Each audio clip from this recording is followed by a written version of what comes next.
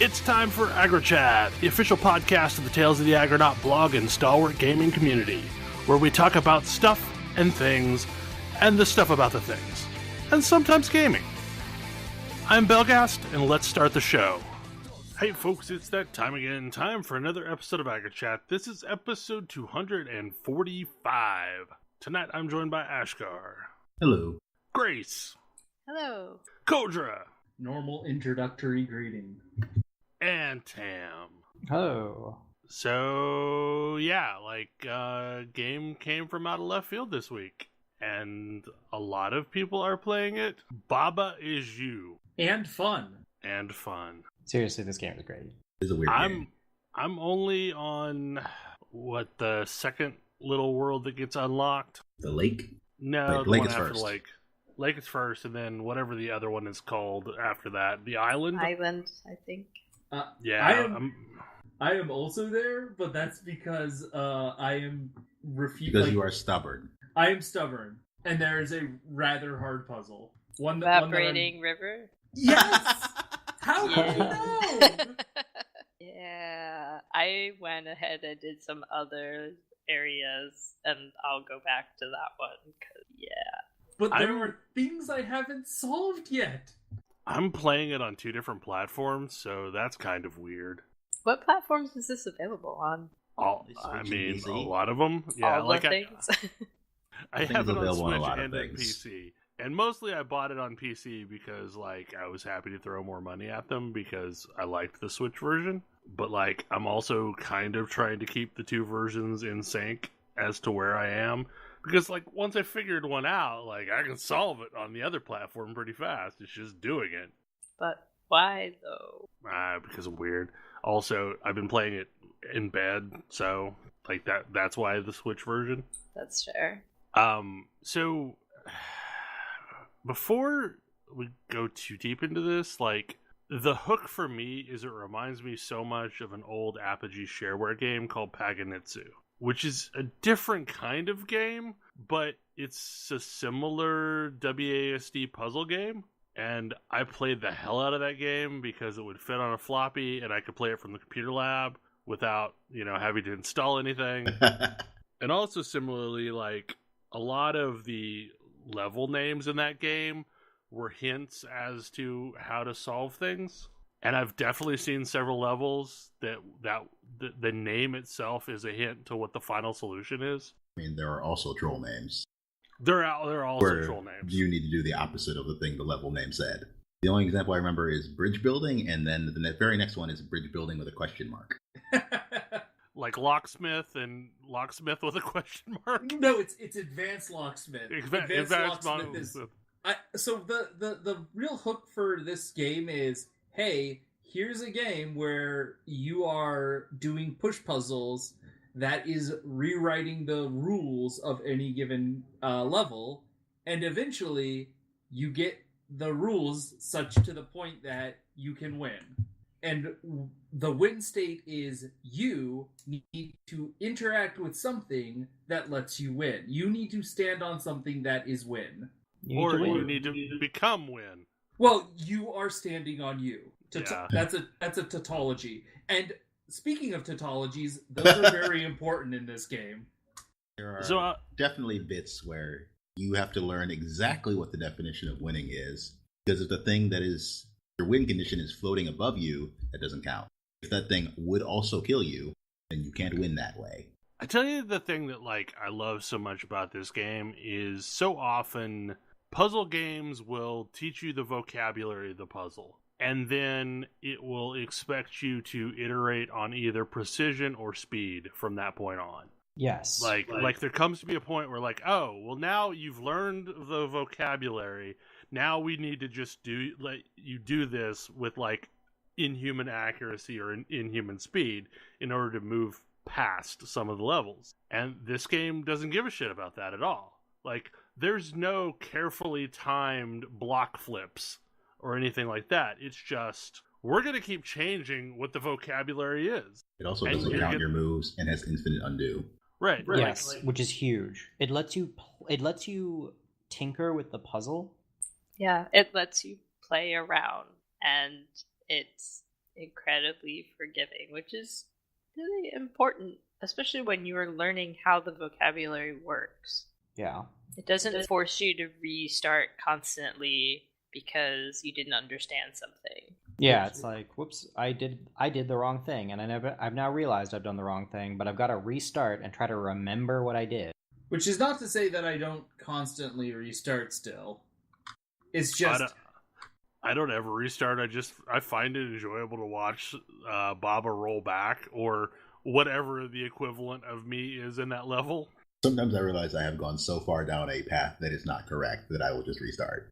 Faster than undoing all the way. If you think you need to go all the way back. Yeah, I like watching it roll backwards, but also there are times where it's just way more expedient to restart. I will say, like, for me, this is kind of the new Thomas Was Alone. And what I mean by that is, like, that was a puzzle game that was very charming, but it was a puzzle game that kept changing things on me and, like, kept shifting what my perspective was. And again, it felt like it wasn't so much a game where I had to perform perfectly, although there were several levels that were kind of rough. But, like, Baba Is You definitely feels like it's in the same category of puzzles as Thomas Was Alone, if that makes any sense. Yeah, it's got a similar, like, flavor to it. And it's weird because, like, people have been trying this and, like, they either immediately grasp it or it takes them a while to figure out what makes this game enjoyable. And I can this is one of those games that's like, I totally understand if this is not a game for you, but if it is the game for you, it's firing on all cylinders. Yeah. It seemed to me like as soon as I booted it up, I was like, okay, yes, this game is a game for me. And it has been consistently, even when I am stuck and frustrated, I'm still enjoying it. Yeah, which I think is a hallmark of a really, really good puzzle game is, am I having fun even when I'm annoyed by it and losing? It's so charming, you kind of can't help it. And it has the added benefit of, I mean, unless you want to be stubborn intentionally, generally, if you get stuck on a level, there are several other levels to try that are available. You don't have to just be stuck and frustrated. Yeah. Well, and I've noticed, like, puzzles that all kind of inhabit the same area will sometimes trigger a thought process for, like, a puzzle that I'm stuck on.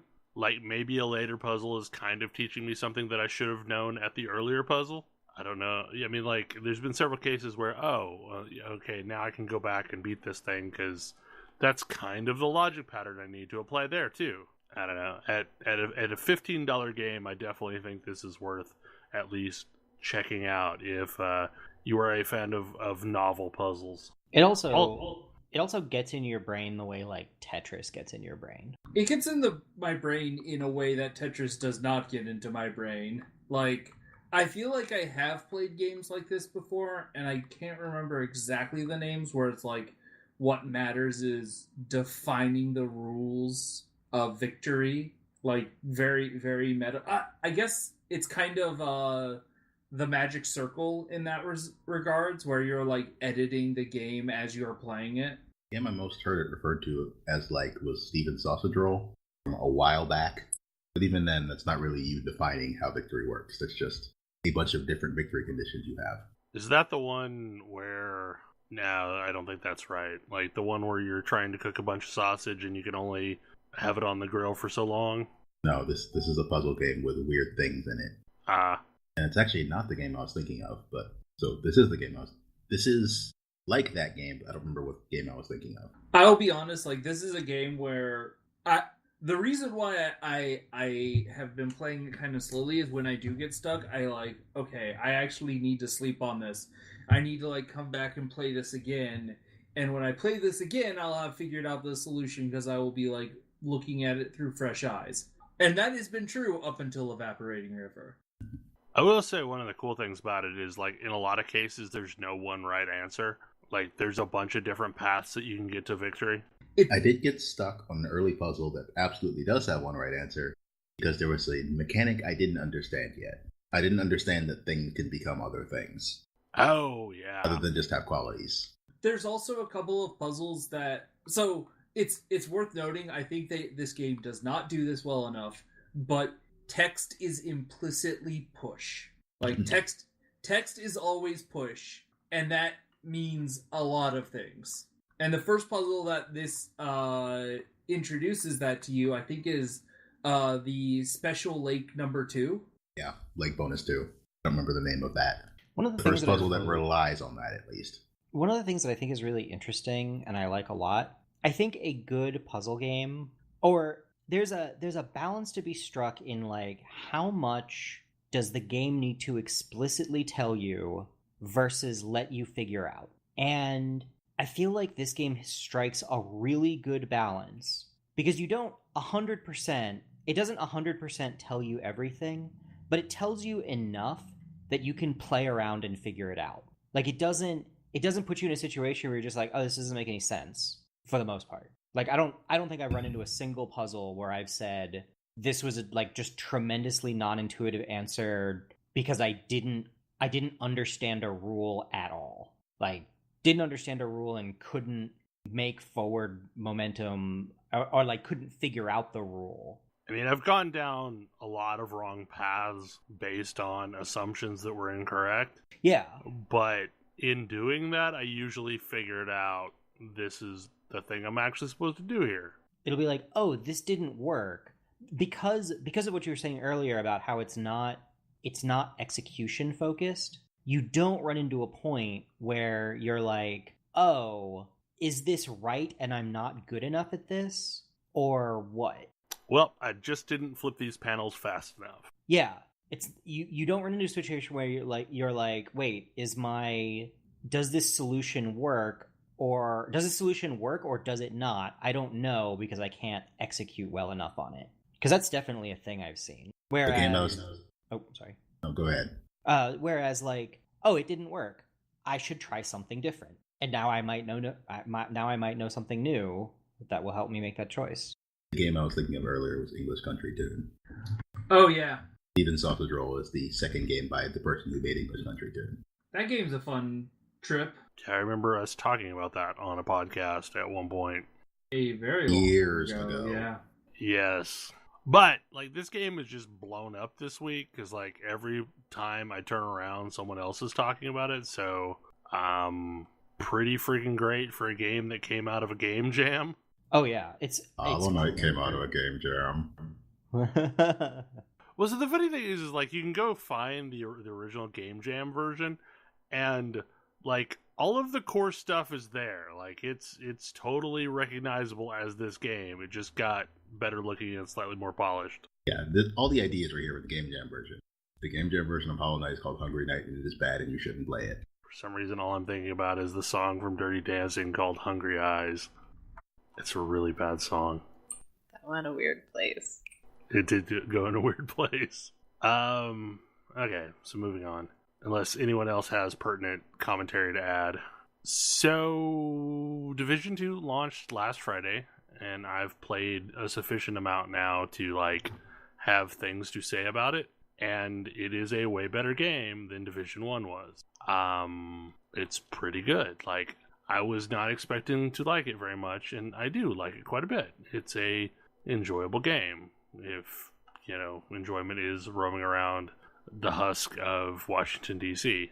Like, the biggest thing that I noticed that's different is Division 1 was a game completely devoid of hope. Like, there was no hope. It was the bleakest of grimdark future. And Division 2 has an awful lot of hope. You're basically helping out communities. And as a agent, you're kind of just like someone who's really good at getting things done. It's not so much that, like, you're part of a clandestine paramilitary unit.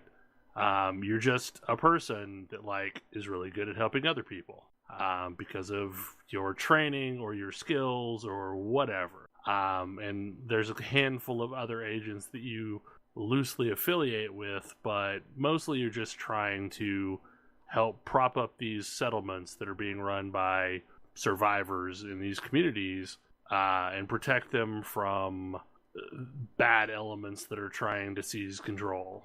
And it is significantly less like you're just, taking out citizens in open streets, and more like, oh no, these are well-armed, organizations that are trying to take out these settlements for whatever reason. And the weirdest part about this is, like, for me, I find Division 2 way easier than Division 1 was, but that has not been the general consensus that I've heard from people who played Division 1. They seem to think Division 2 is way harder, and that it is somehow impossible to solo content, where I've been almost exclusively playing solo. Yeah, so don't you have a distaste for cover? I mean, I cling to cover, but, like, I also... This is a game that absolutely still punishes you for running out in the open. However, there are still times where, like, you have whittled down a group of, like, 10 encounters down to, like, 1 or 2 that are dug in, and I will absolutely go mop up with a shotgun. That is a thing I do now. I have arranged at a lineup that I like, which is a non-sniper semi-auto rifle. So something that has a fairly high rate of fire, but is like single fire, so that you can, in theory, snipe with it if you want. And a shotgun, because shit still runs up on you like crazy. I think it's that latter part that people are... I think that's it. Like, they're more aggressive than they used to be, but, like, I got a shotgun for this reason. I just flip over and shoot them, and life is good. I also, instead of a pistol, have the double-barreled blunderbuss thing that you can get. So, like, I have 2 options for taking them out up close and personal if that absolutely comes to blows. But, yeah, like, so far I'm running a drone that will heal me, and that seems infinitely more effective than the dropping health pack thing on the ground. and then I have a turret. Like, and turrets were awesome in the first game, and turrets are still awesome in this game. But the funny thing is like, I don't feel ineffective when those are on cooldown. Like, I'm still useful. Definitely, there have been several cases where, like, I failed a mission multiple times until I learned the flow of where the mobs would be coming in from, so I can find effective cover, not cover that has my back open to the next wave. And I think that may be part of it too. Like, that's definitely a thing, to where a lot of times it will ask you to so one of the cool things about this game is, like, unlike the first game, it didn't ever feel like you were actually making a difference out in the world. This one has control points where, like, it'll be a base of operations for one of the baddies, and then when you take it over, you turn it into a refuge for civilians, and you can, like, equip it with food and water and other materials, and you get experience for, like, running loads of materials back to it. And then it'll actually start patrols of settlers, like, roaming the wastes, which is cool because you can then, like, help them out if they get into trouble. So there's a lot more of that going on. And these control points serve as additional teleportation nodes. So as you reclaim an area, it becomes easier and easier to move around in. And also, like, the amount of hostiles on the street is decreased significantly. So it has this whole feel of, oh, I'm actually making a difference. I'm actually making this world work better. And, like, the settlements grow over time as you do missions. So, like, one of the first upgrades that I got for the theater settlement was, like, it put in a game room for the kids, which has a bunch of board games, but they're, like, versions of UbiSoft games, which is kind of funny. Like, Grow Home is a board game apparently in this world, but, like, another one, like, gave them a decent water filtration system, so, like, you can see, water tanks, or a hydroponic garden, or this nonsensical blimp that has a wind turbine attached to it that allows them to get power. But, like, the settlements grow over time, and each time you go back to base after doing something, it feels like you just made a tangible effect on it. So whatever adjustments they made are seemingly for the good. And the most important thing is it is not as bleak as the first game. I do have to say, they have had not what I would call a great press campaign for this. No, they have not. But they're suffering from the same problem that, like, all of these game companies seem to be, to where, oh no, this isn't a political statement. Yeah. This game... I'm sorry. You made a game where the government is gone and in Washington, D.C. You don't get that excuse. Yeah. Right? And, like, there's a shadow organization called the True Sons that's trying to, claim the government for their own. And you are part of a former government agency and just taking extrajudicial action. Like, it's pretty nonsense to say, like, oh, there's no politics in most things. It's especially nonsense to say there's no politics in this. Like, this exists in our world, like, in buildings that we can go see. Like, you are making decisions in a story about the world we live in. You're making political statements. Yeah, I forget, there was another recent game that came out and basically said the same thing, and it was, like, just as laughable. So this is not just a Ubisoft thing. This is, like, everybody seems to be doing this thing now of, oh no, we're going to release a game and we're going to play it off like, oh, this is just fiction. Like, it doesn't, even though you're literally taking place in areas that you can find in the world, sometimes with characters that exist also in the world. But yeah, so the press has been weird. I have a feeling it did not do as well as they thought it was going to do pre-order wise, because like 3 weeks before the pre-orders physical games anymore? Well, no, like, so the reason why I'm saying this is 3 weeks before the game launched, they like tried to sweeten the pot with giving away a free game from their back catalog. So like, I got Watch Dogs 2 because I've heard it's better than the first one and I've not played it.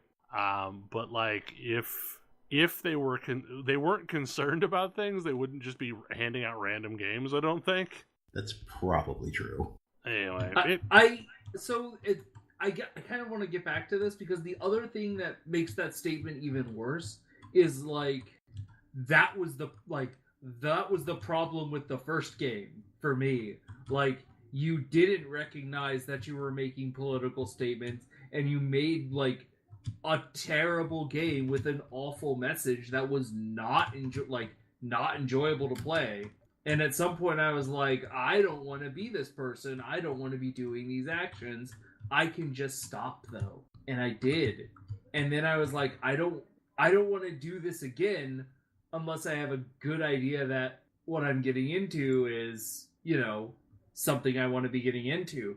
And that statement told me I don't want to get into this game because they haven't learned.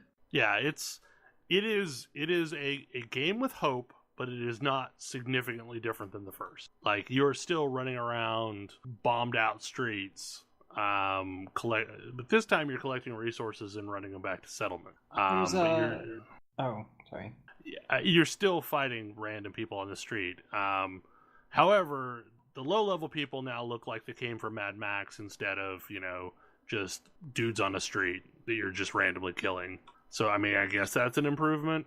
The citizens are no longer just running from you in abject terror all the time. So, I mean, that was a huge bonus for me personally. Because, like, I hated the fact that, like, I'm supposed to be, like helping out this world, yet everyone is running away from me because they're just not sure. It's like, maybe I should just not. I mean, there's sort of off of what Kodra was saying. I remember reading all of the studies that are like, games are incredibly good teaching tools. Any game is going to teach people things. Any game is going to deliver a message. And it doesn't matter if you don't intend a message to be delivered, it's delivering a message. You don't get to avoid that by saying, oh, we didn't mean to give you a message. But if you're going, you can't opt out of like communication in a communications medium, you have to be cognizant of the message you're sending. And if you're not, you're making a mistake. And I feel like that's always been sort of my feeling with The Division, where they are making a statement, but they would really prefer not to be making a statement, so they just pretend they're not, but that doesn't change the reality. Right, it doesn't work that way. You can't just wish it away when you're actively making a political statement. Yeah, you can't say, oh, this was made by a multicultural team across 37 countries, and we don't actually ascribe to any political beliefs of any country, and then perfectly deliver on the political beliefs of one of your major markets. Those are not two things you get to do. Right, and now I remember the game I was thinking about, which happens to also be by Ubisoft. Assassin's Creed? Far Cry 5. Oh, yeah. A game about religious extremism and cults that tried to claim it had no political messaging. Right. And wrong.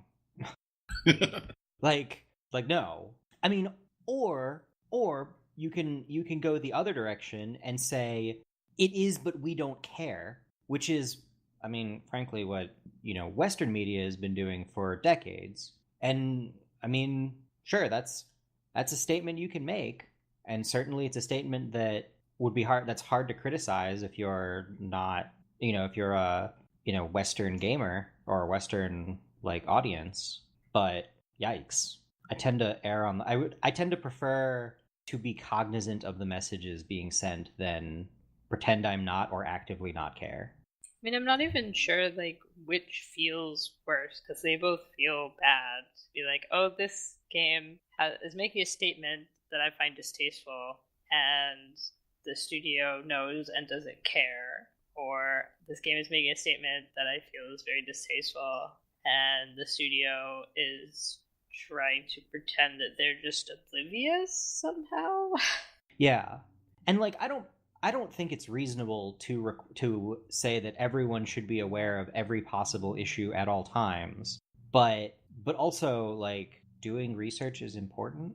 Even a basic modicum of research. The Division cannot pretend that it is a game born of pure fancy. It is a game that would be contextless nonsense were it not for the political statement it's making. And so it's clear that they're at least aware at some level.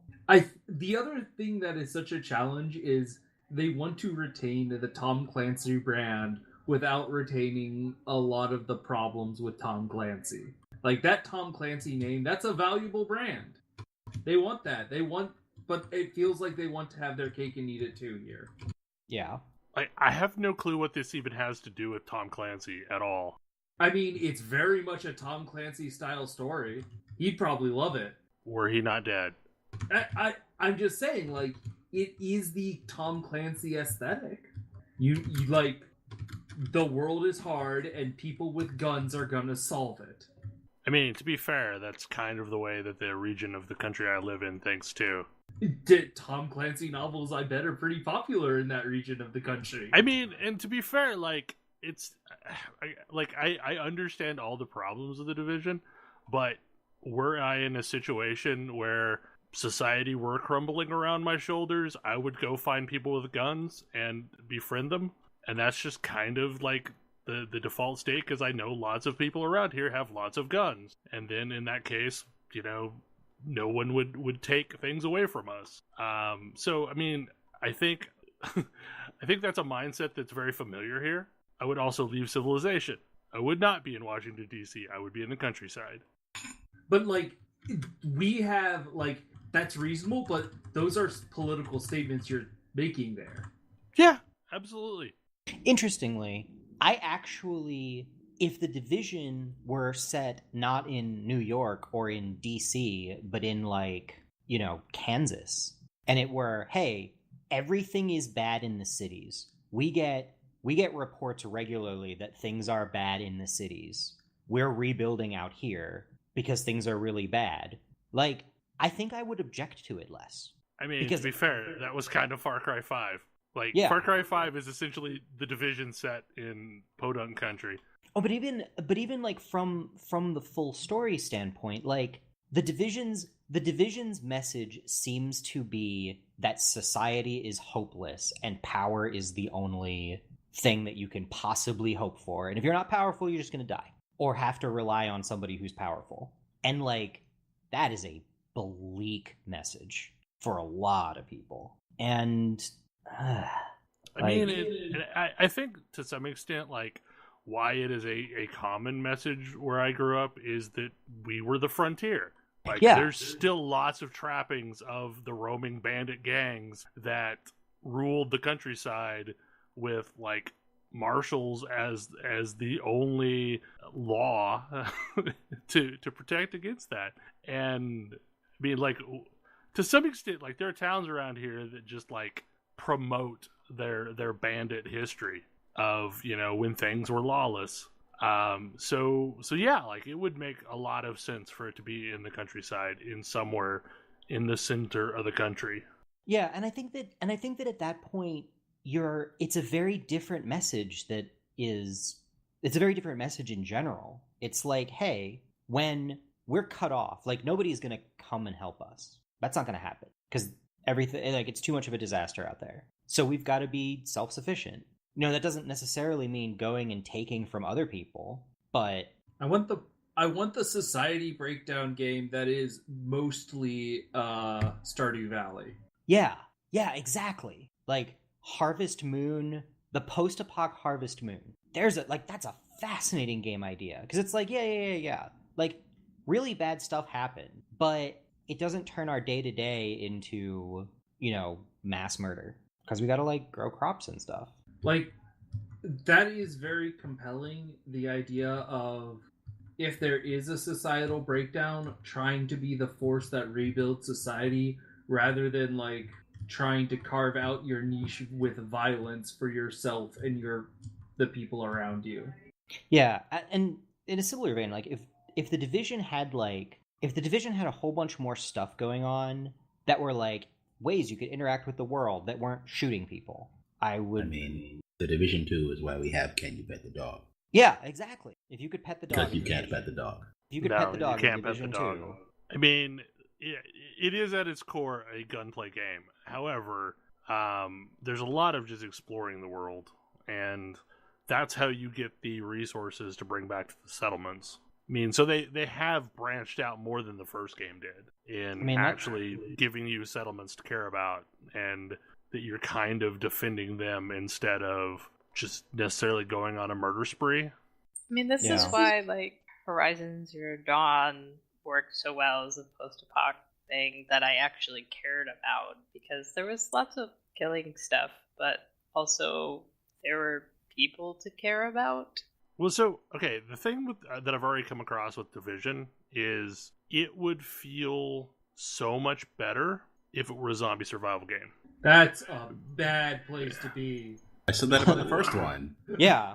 But the thing is like... But it would be. But, like, it does have a decent narrative of settlements trying to push back against Oblivion and build hope for the future, but you're still out in the streets killing random human beings. Like, if you were going out into the streets to find resources to bring back to the settlements because, like, you're all fightery and they're just wanting to hang out and play with their kids and pet their dogs because they can pet the dogs but we can't, it would feel better as a zombie game, you know, if you're just going out into the wastes looking for resources, bringing them back to the towns.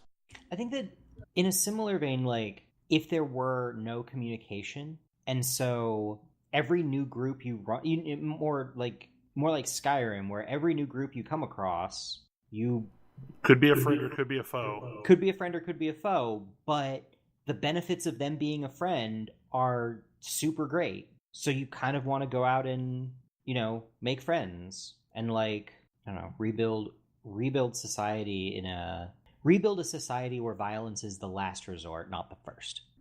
Then again, I tend to play games where I'm killing lots of people, not because I necessarily want to kill lots of people, but because that's a thing I can't do in reality, and it's a good way of blowing off steam.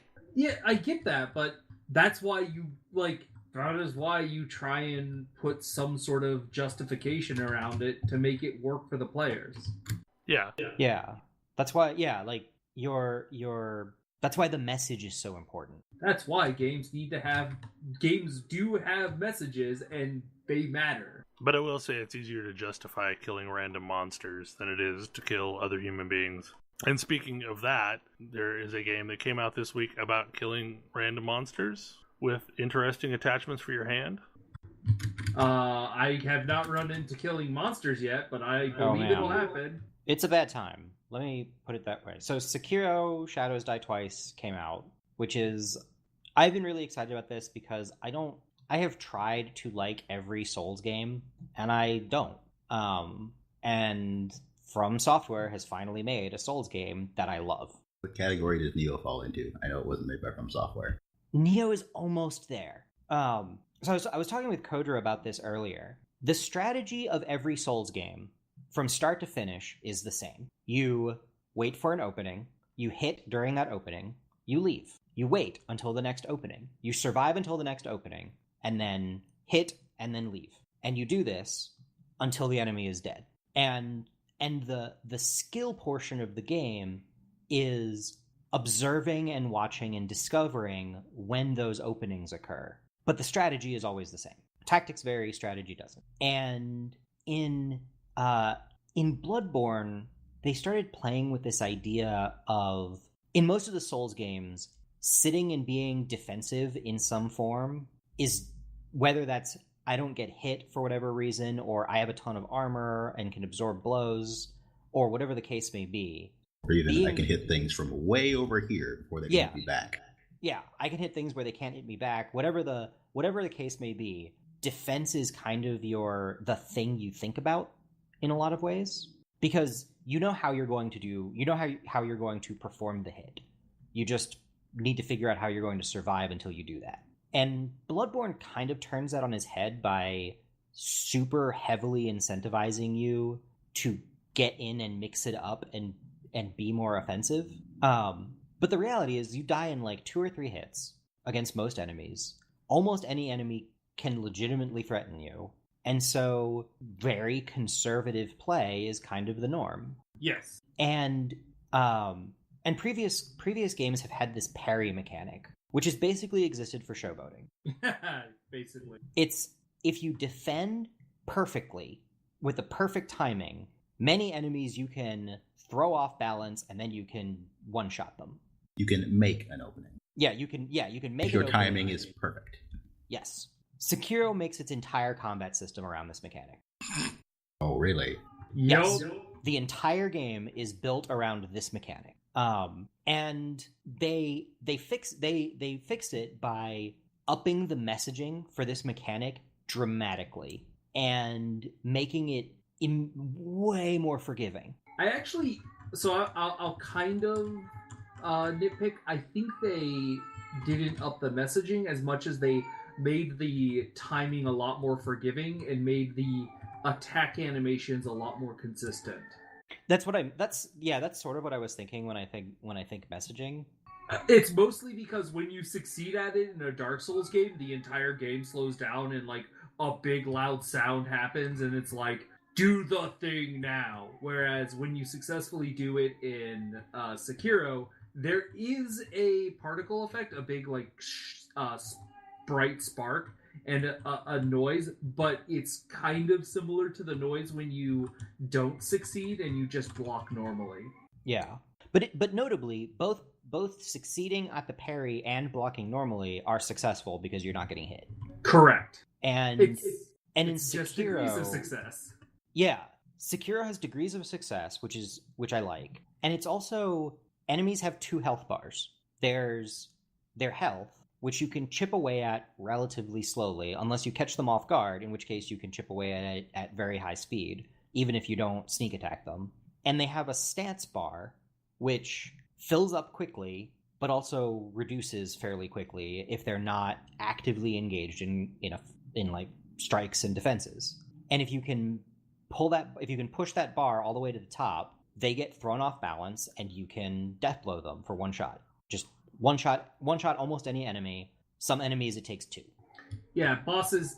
the couple of bosses I fought have taken to. I imagine there will be some that will take more than that eventually. Yeah. But against a boss, like that means you have to be engaged. You don't get to back off, because if you back off, their stance bar will replenish. So you don't want that. You need to stay in the fight. Yeah. So I trained in martial arts for a long time. This game matches the experience of sparring better than anything I've ever played, except possibly Absolver. I was going to ask. Like, I think this and Absolver compete for capturing the feeling of a one-on-one martial arts fight better than anything I've done. Because it turns into a lot of strategy. Because, okay, do I have a lot of health? Can I afford to make a few mistakes? Do I have enough, like, items to use to heal myself if I get hurt? Do I think I have an advantage over this enemy? Yeah, I'll press the attack and try to use my attacks to push them off their guard. And then, weave defenses in. Or do I need to only commit when I'm totally certain, or am I feeling this enemy out, or whatever? In which case, yeah, maybe you let the stance bar recover. Maybe you dance just outside of range to get a feel for how they're moving before you commit to some kind of opening. But then when you commit, you commit. And so almost all of my fights in Sekiro, especially against bosses, have been this careful back and forth of sort of circling one another and feeling out each other's movements in terrain, a couple of like feints and easily parried attacks and blocks, getting a feel for what's going on, and then a blinding fast flurry of motion that ends with either me deathblowing somebody or me dying or dodging out of the way. And I actually find it less tense than most Souls games because I control when it is high tension. And they give me all of the tools I need to, including super, super amazing movement. Like, I am hyper mobile. I can jump, I can dodge, I can roll out of the way. If I want to just leave a fight, I can. I have a Tenchu. I have the Tenchu grappling hook that's better than the Tenchu grappling hook. Which brings us to a very big difference from Souls games. Nothing jumps out at you. Well, yes, you can jump. You can jump. You can double jump. You can move vertically. And it's very important. Without a ladder. Yes. Yep. And in fact, you can wall jump for a double jump and then climb up ledges. Yeah. It's super, like, movement is super cool. Movement is super cool. Movement, I get on my movement is important soapbox, and man, does this game pull off good movement. Including really cool stuff where, like, hey, here's a boss with a giant sword that swings it in a big wide arc. So jump over him and kick him in the face. It's really effective. And it feels super good when you do it. Yeah, so the first really challenging boss you've got, other than the boss that kills you, is a boss that has like a grab, a sweep, and a thrust. And when you jump over that sweep and you aren't like moving back and you just get the free slash at his face, oh, it feels good. But then when he decides to jump at you, it also feels good when you manage to block that jump attack. This game has great feels. Yeah, it does a really good job of, you have a flurry of activity and you're like, I won. That felt great. It also has tall grass. Yes. You can hide in the tall grass. This is another thing that Sekiro is doing that Souls games have not done, is you can stealth kill stuff. Yeah, like, enemies just need to be, basically, an enemy needs to be off guard or vulnerable for you to one-shot them. If they don't know you're there, they're vulnerable. It's a really great way of not getting in over your head, is stealth around and remove people that are in your way. In a similar vein, Sekiro does not have jump scares. I mean, they finally abandoned that stupid rolling rock? Pretty much. They have abandoned the, whoops, some guy jumped out of a window and killed you. Whoops, And like, well, I guess I died, but now I know I'll go back, I guess. And now I know to like step forward and hop back because this guy's gonna jump out of the wall at me. And he'll do it every time. No, these are like enemies with patrols. You can move around the map and like figure out how you're going to approach them. It's still very much an action game, but it's taking a bunch of stealth game elements. I was gonna say, it sounds like they made a Tenchu game. Yes, they basically made a Tenchu game. It is very much a modern Tenchu game, and I'm 100% here for it. But with like, there are some of those Soulsian things that I just love in here. Like, I don't know, I've not played Tenchu, so I can't really compare. But the layout of the enemies and the terrain is just beautiful. Because in this game, if somebody spots you, they'll start calling for help. So you kind of need to figure out how you're going to kill who in what order, so that by the time you're getting up close, like there's immediately after the first boss, there's a area that has like, I'm going to say about 8 different enemies in it that you can sort of pick off one by one, but a couple of them have guns, and guns will do a number on you very quickly. So, like, maybe you need to deal with those guys first. But maybe you find out that there's somebody who's, like, who's got a good sight line to the rifleman, so you need to take him out first. It's fun, like, peeling back this puzzle. Yeah, it delivers on a lot of the things that I really like about stealth games while still being an action game. And I think that's really cool. Ash is totally right. They made a Tenchu game. This is what Tenchu was great at before. It's what this game is good at now. I just want to know if you can control it with a mouse and keyboard. You can? It's a PC release. Yeah, but the Dark Souls games you could control with a mouse and keyboard, but you shouldn't. Yeah. That I don't know. I picked it up on PS4. Yeah, I've been wavering back and forth as to go PS4 or PC, and I just didn't know how functional it was with mouse and keyboard. I would go PS4. Okay. I'm here to tell you. Well, I'm here to tell you that I'm not here to say the keyboard controls are bad, because I have not tried them. But I also have tried Souls games before, so I'd recommend a controller. I just happen to have a very nice controller on my computer that I like a lot. One of the other things, in a nod to what's what I'm looking for. There's a couple of things that they're doing to edit the kind of overall Souls feel. Death is way less punitive than in Dark Souls, like a lot. When you die, there's a few things that happen. You have an extra life, so you get one death in between rests to and can build up to a second with enough enemy kills. And when you actually like proper die, you only lose half of your money and half of your progress to the next skill point. But skill point progress automatically rolls over. You don't have to build up a bunch of XP and then make it home to save it and spend it. You just bank it every time you get a skill point live while you're running around. See, it's funny. I actually think that's not as good, but that's because like I know how to like recover my souls in previous games. Yes, there's none of that. You don't have to go back and find your body and get your stuff back. So if you die, it's gone, but there is less that you can lose. Yes. If you die, it's gone, but less is gone. But it's permanently gone. Honestly, it's meant I'm ranking up a whole lot less, and I should probably try farming stuff. Maybe. But I haven't actually unlocked the leveling system yet, so I think I need to wait for that to happen. Yes. Because it's still a Souls game. It's also... leveling is much better messaged. So much better messaged. You don't have to like figure out which of these 72 stats are actually relevant to you without any information and hope that the wiki that you're reading is accurate. There's a skill tree. You pick up skills. Ooh, that's neat. I look forward to that.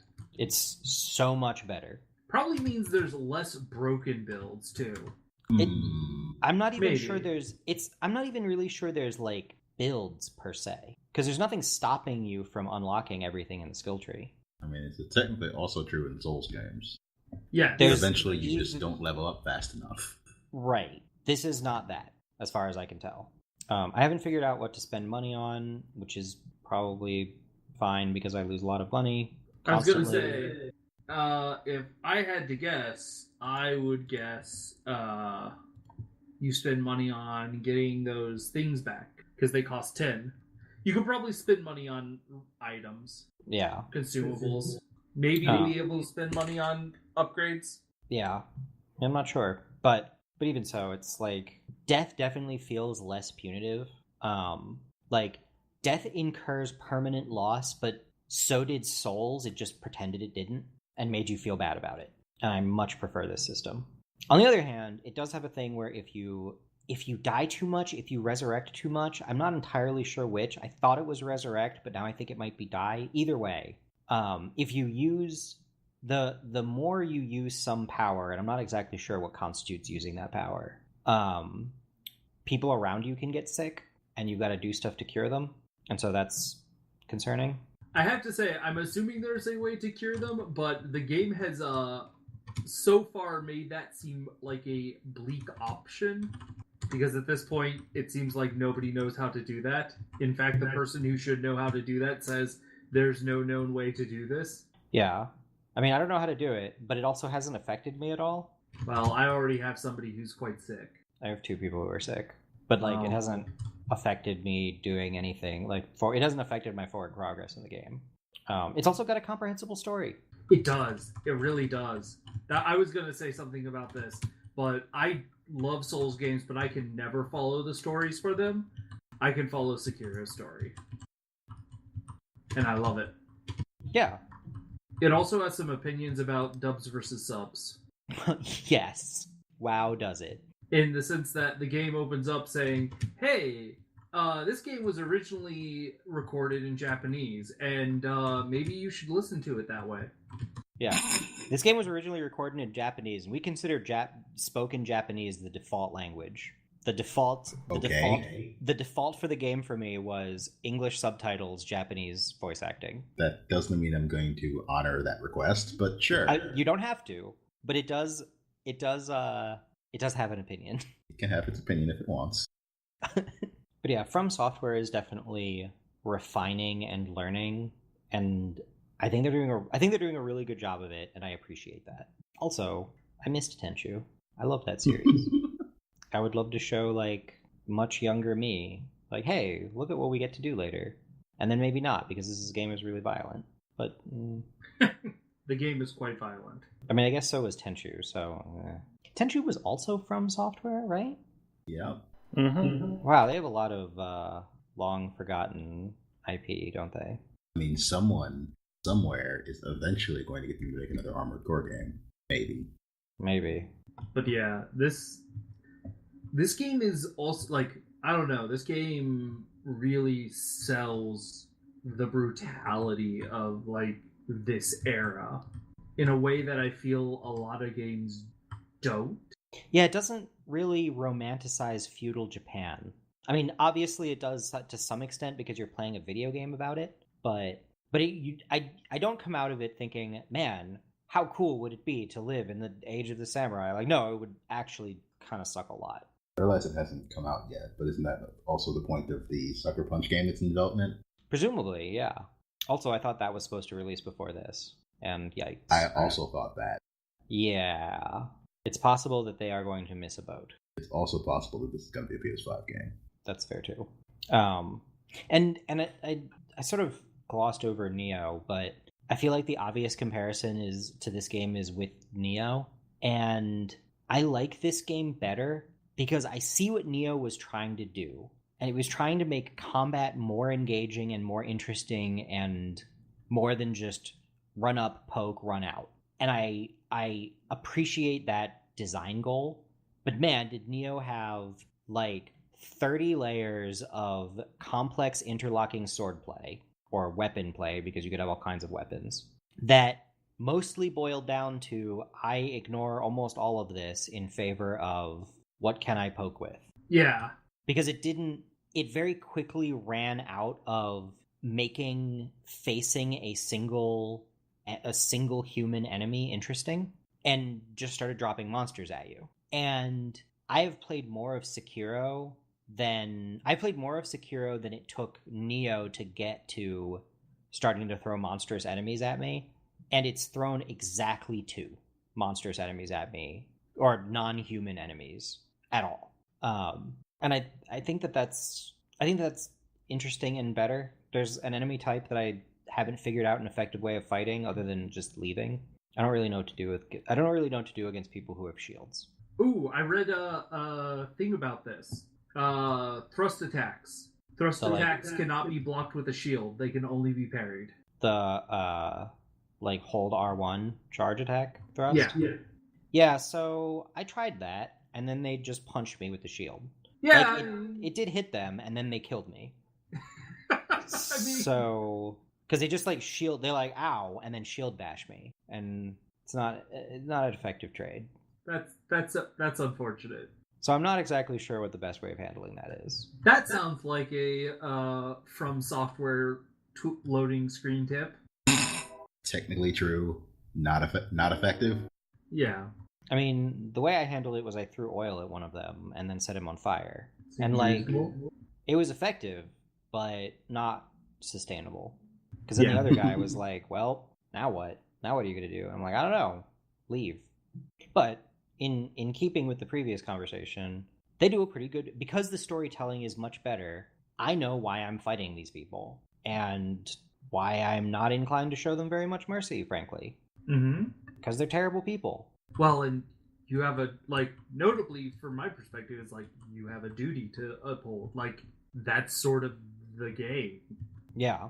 You know why you're doing this. The most important person is Lord Kuro, your father. The second most important person is your master. It's very much a different backstory than I'm used to, I think.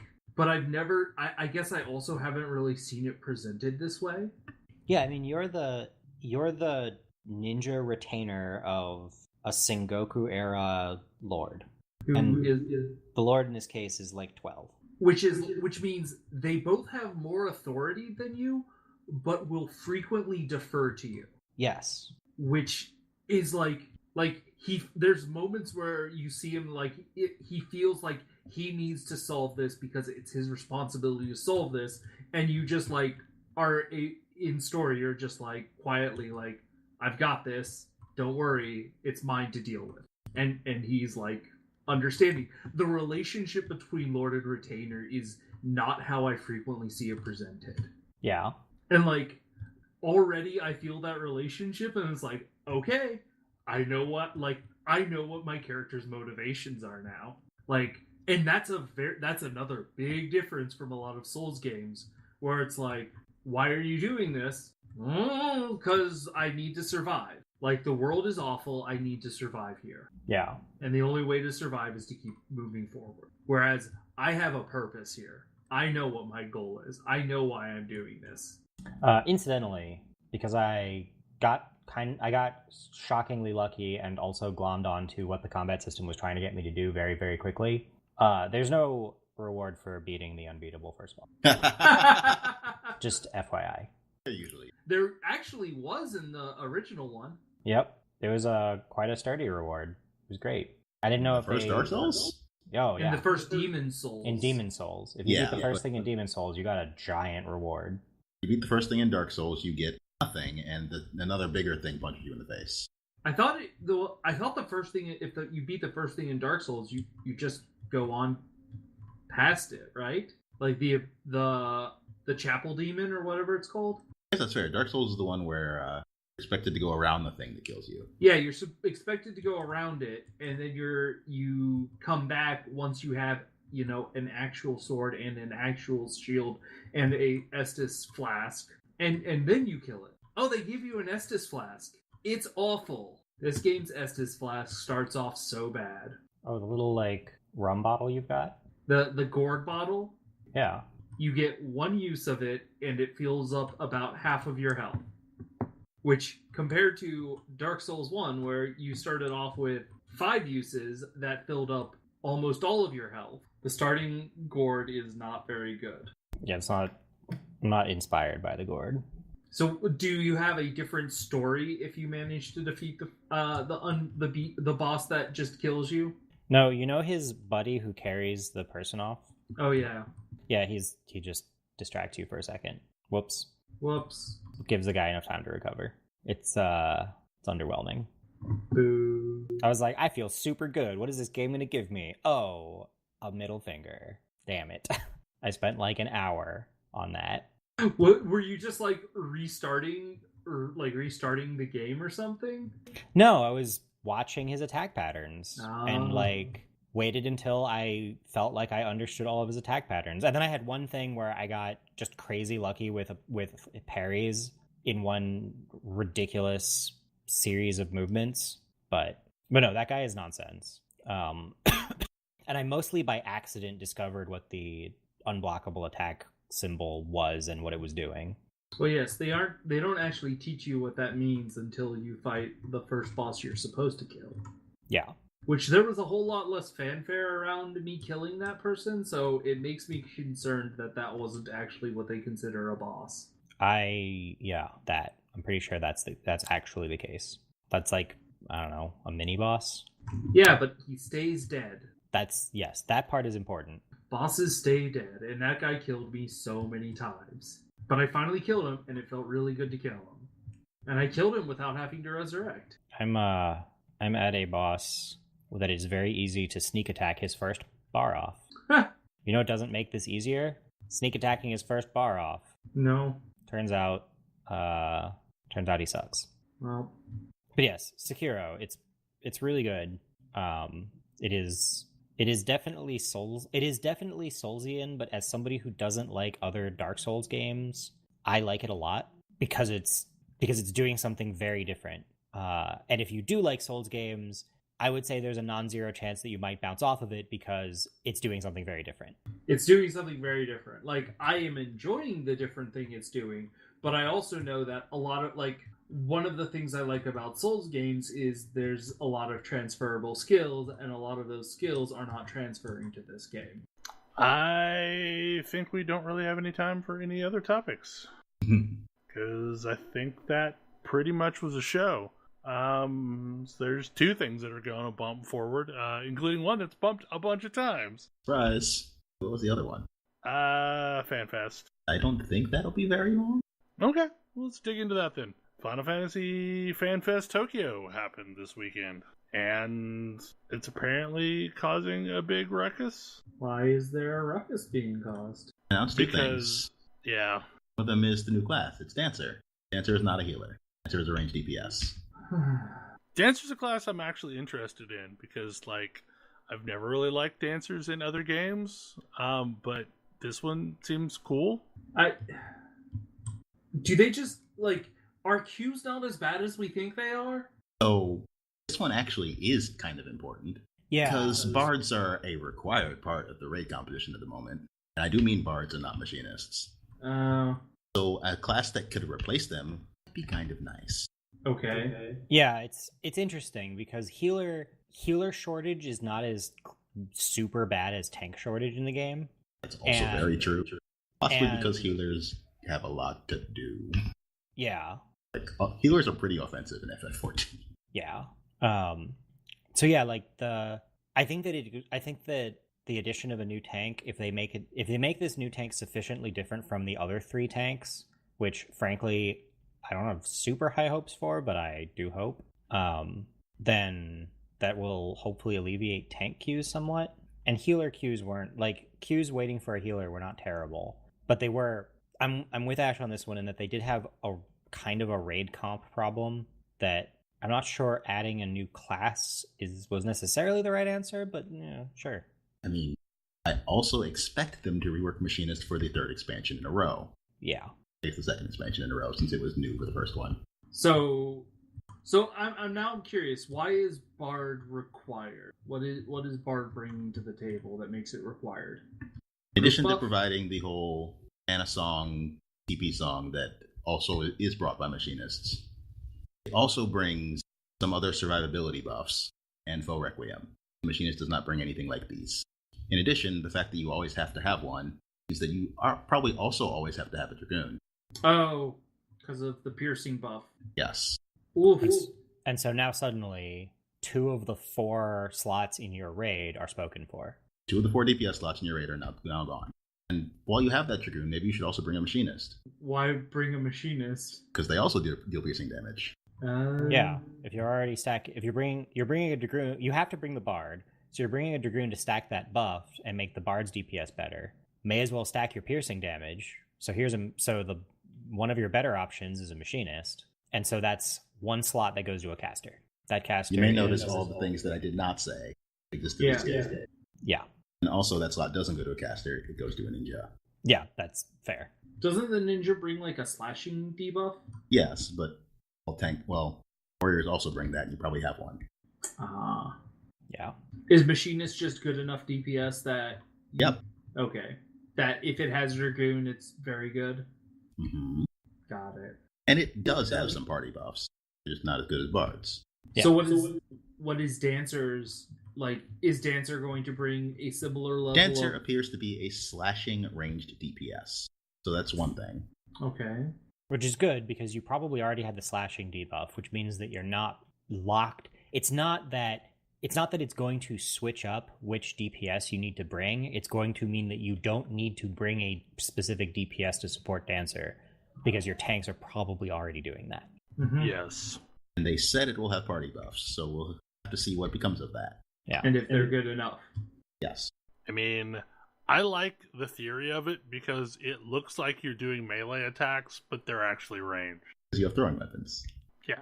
Anyway, I think Dancer looks pretty cool. Yeah, that's it's a little disappointing it's not a healer, but I think they did bring is also important. Yeah, I think that I was initially disappointed that it wasn't a healer, but understanding what it's bringing and why, and knowing that the real problem is tanks, not healer. I mean, healers are a problem, but they're not like an absolute... I don't think it's a problem that's going to be fixed by adding another healer also. Right, that. Whereas I think that I think that they can solve the tank problem. It's just a matter of whether they will or not. I dearly hope they do, but... The other thing that got announced is that there are no male Vieira.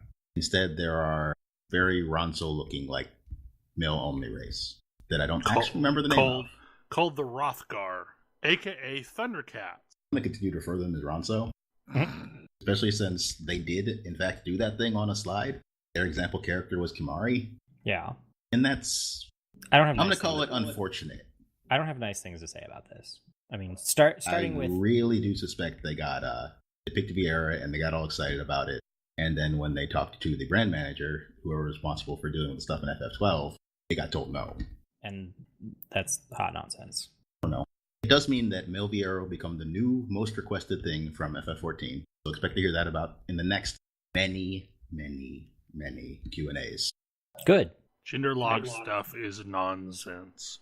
Yes, it's real stupid. And that was the news in the first part of Fanfest for the most part. They also showed Dwarves.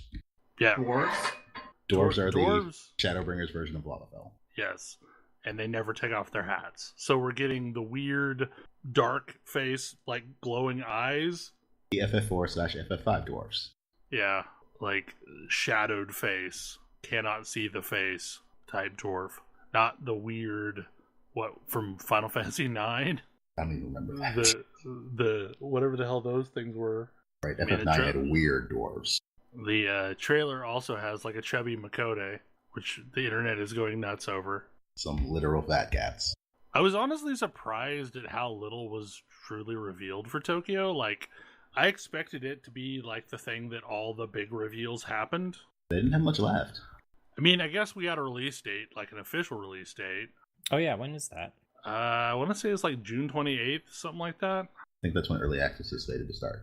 They also announced what the raid area is called, solidifying that this is in fact the FF8 expansion. It's called Eden. The only Eden I know is from FF8. I don't know, but that's probably because my Final Fantasy lore is bad. Because I can't imagine that they wouldn't plunder that Christian mythology more. I mean, they introduced a guest character designer. I saw that. It's Tetsuya Nomura. What? This game, so the story Doesn't he have a job to do? Will make no sense. I mean, he just got done with Kingdom Hearts 3, so I mean that FF7 remake's going to come out eventually, right? I mean, maybe this is good. Maybe that'll actually get made because he's not. He's busy working on this. Yes. But yeah, because early that access seems is to be June 28 and launch is July 2nd. that really seems to be his MO is like when somebody else takes over while he's busy on something else, that's when games he's working on get done. They also announced a release date for the final patch of Stormblood, which is April 23rd. All right. When was the release date again of the Shadowbringers? July 2nd, with an early access starting on the 28th. So really, it's the 28th. Huh. Okay. So there's going to be like a 3-month block or a 2.5-month block? No, 3-month block between the last patch and the launch. Yeah. About standard. Yeah. Plenty of time to catch up on whatever you feel like catching up on. The only remaining info from the FanFest is that the FF15 collaboration is coming out a week before the last patch. Yep. So you can get your Regalia flying mount. I wish that I sort of understand why they don't do this, but I kind of wish that they would release the new classes before the expansion dropped. I mean, it worked really well for Ninja, didn't it? Or at least the tank. And I think that just about wraps it up. Yep. Okay, now to actually do a closing again. Hopefully you enjoyed the show, and we will see you again next week. Good night. Good night. Podcast is you. Podcast is over. See ya.